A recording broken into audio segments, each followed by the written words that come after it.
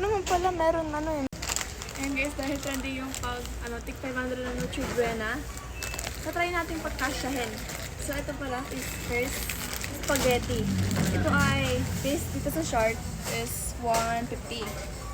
Oh, pag mo tayo Italian spaghetti. Let's go. Isang maliit na ganito. Ito na lang daw.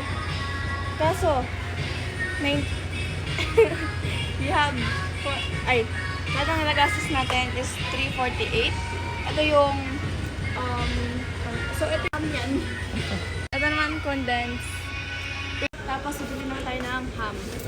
How much? What's the price? Buy one, get one. So, video na ta. So, ipapunch natin yung dalawa. Ibigyan natin kung ano yung mas. Hindi natin 75 siya. 75 na walang sa budget. Ito yung kukunin natin.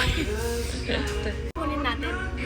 Nakaka-stress ko kung anong kukunin ko na magkakasya. Tapos kulang-kulang pa. Paisip ko, kunin ko na lang kaya to.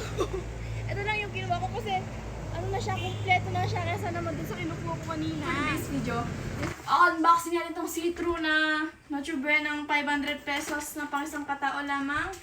Ito siya. 500 oh. Yan yung proof of ko. May resibo pa ako. So, ito siya. Right now. Marami-rami naman yung laman niya. Tignan natin kung magkakasya sa akin. Este sa buong pamilya ko. So, first ay, di mawawala ang ladies choice mayonnaise. Angel Oil all-purpose cream. Ay, nano pa ako Ito. Eden cheese. At, yung macaroni nating, feel ko konti lang itong macaroni eh. Ang liit-liit ng macaroni, isang tao lang talaga.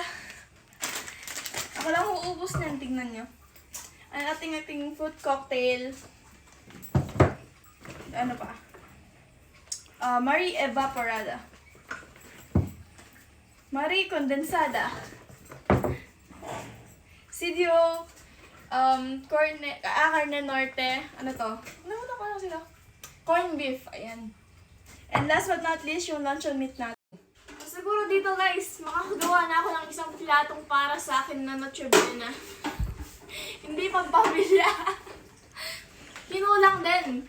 Wala pa tayong spaghetti dito, tsaka ham.